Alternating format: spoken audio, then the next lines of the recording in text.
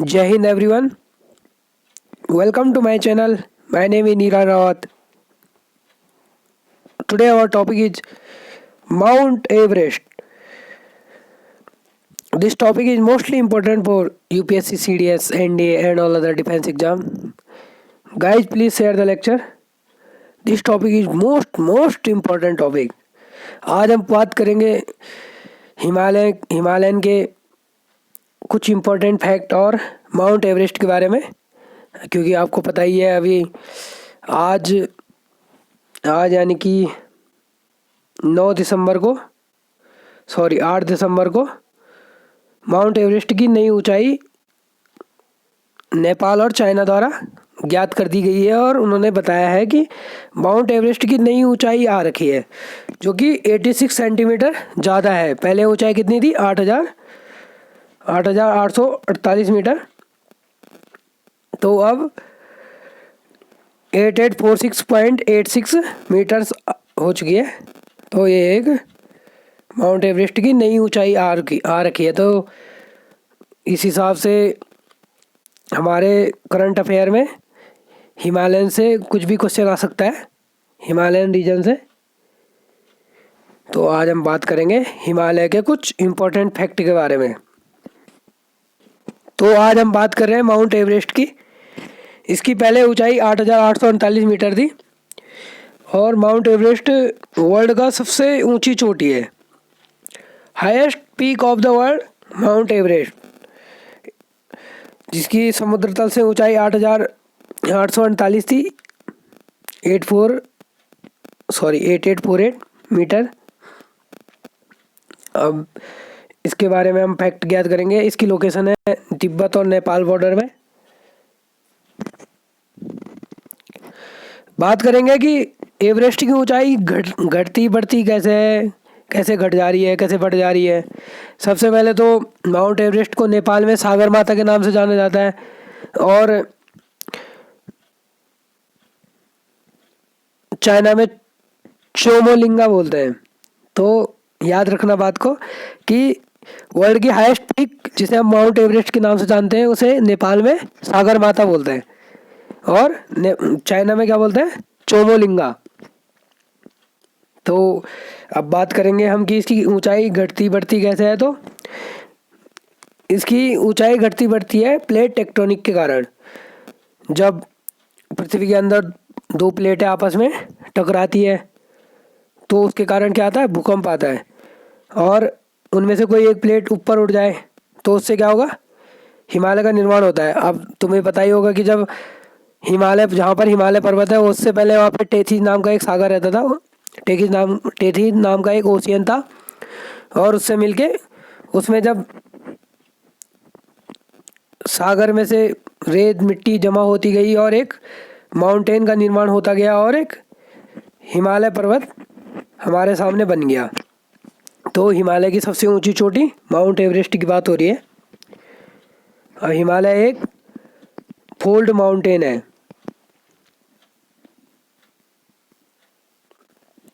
देखिए हिमालयन के part trans Himalaya, west Himalaya, जिसे ग्रेट हिमालय भी बोलते हैं। तो ट्रांस हिमालय की बात करते हैं। Trans Himalaya Karakoram range, Ladakh range, Zanskar range के अंदर आता है जो कि यूरेशियन प्लेट का एक पार्ट है। यह हिमालय से पहले ही बन चुका था। इसकी सबसे ऊंची चोटी K2 यानी कि गार्डविन ऑस्टिन है। तो हम बात कर रहे हैं ट्रांस हिमालयन की। तो ट्रांस हिमालयन एक सेडिमेंट्री रॉक है। अब हम बात करते हैं ग्रेट हिमालयन की। तो ग्रेट हिमालयन की एवरेज हाइट 6100 मीटर है, जिसकी लेंथ 2500 किलोमीटर और वेड्थ 25 किलोमीटर है। यह वेस्ट में नंगा पर्वत से लेके नामचा पर्वत तक है और जो वर्ल्ड की हाईएस्ट पीक माउंट एवरेस्ट है वो इसी ग्रेट हिमालयन में स्थित है। तो हम बात कर रहे थे हिमालयन के कुछ पार्ट्स के बारे में, इम्पोर्टेंट फैक्ट के बारे में। तो वर्ल्ड की जो हाईएस्ट पीक है उनमें टॉप 10 पीक्स में से टॉप 9 पीक्स हिमालयन में स्थित है, जो कि देख लीजिए माउंट एवरेस्ट, उसके बाद K2 गार्डन आस्टीन, उसके बाद कंचनजंगा, उसके बाद नंगा पर्वत, उसके बाद धौलागिरी, अन्नपूर्णा, मकालू, नंदा देवी, ये सारे हिमालयन में स्थित है, हिमालयन रेंज में प्रेजेंट है। बात कर रहे थे हिमालयन माउंटेन फैक्ट के बारे में। The Himalaya were found when India collided with Asia. These mountain peaks are sacred in some cultures. तो बात कर रहे थे हम कि माउंट एवरेस्ट जो कि नेपाल में प्रेजेंट है। तो नेपाल की बात करेंगे कि नेपाल की राजधानी कैपिटल्स की काठमांडू है, करेंसी रुपया है, प्राइम मिनिस्टर वहाँ के KP शर्मा ओली, और एशिया कॉन्टिनेंट में स्थित है नेपाल। ये देखिए हिमालयन रीजन से UPSC में बहुत बार क्वेश्चन आता है, और ये 2012 के प्रीलिम्स का क्वेश्चन है कि when you travel in Himalayas you will see the following: deep gorges, U-turn river courses, parallel mountain ranges, steep gradients causing landsliding.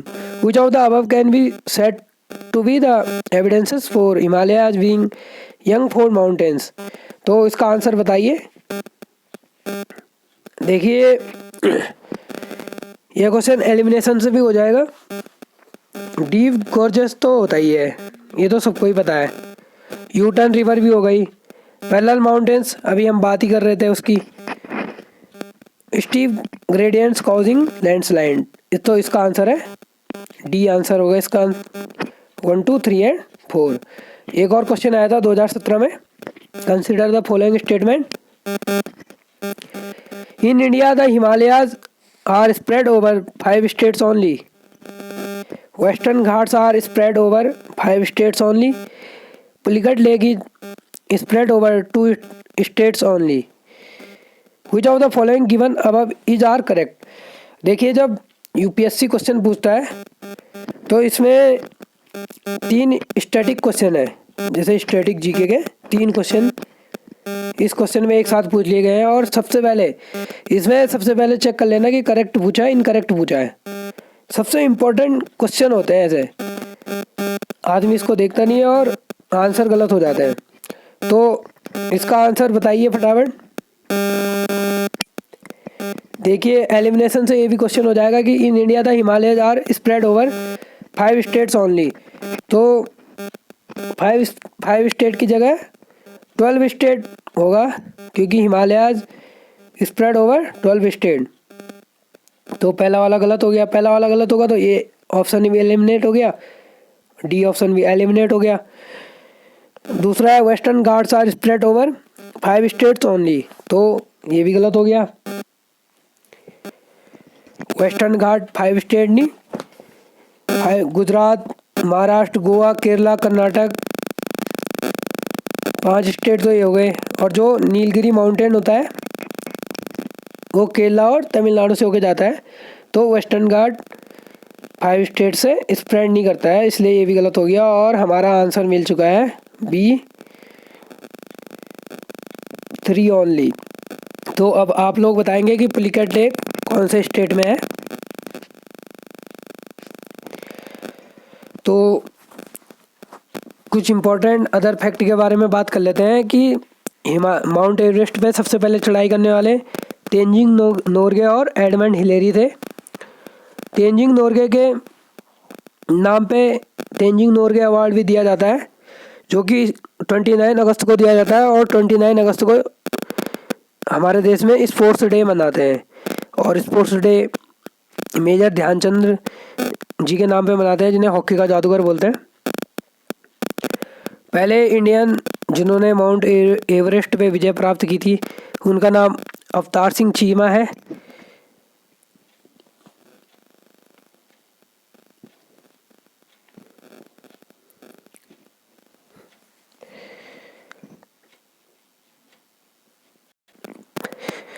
और यहाँ पे यूपीएससी प्रीलिम 2017 के पहले ऑप्शन को देखते हैं कि in India the Himalayas are spread over the 5 states only. तो 12 स्टेट से स्प्रेड करता है, जिनमें शिवालिक रीजन आ जाता है और पंजाब एंड पश्चिम बंगाल, ये 2 राज्य आ जाते हैं, इसलिए ये 12 राज्य से होकर जाता है। इसको एक बार चेक कर लेना। Guys please subscribe the channel and share the video. Thank you everyone.